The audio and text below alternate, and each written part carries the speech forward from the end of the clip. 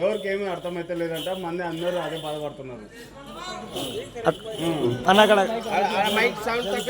అక్కడ పోయి mic system అడుగు, ఒక మాట అడుగు. ఇక్కడ మేము మాట్లాడుతున్నాం, ఏమంటున్నా ఎవరికి అర్థమైతే లేదంట, బయట వాళ్ళందరూ అదే బాధపడుతున్నారు, ఇటు నుంచి లేచిపోయినారు.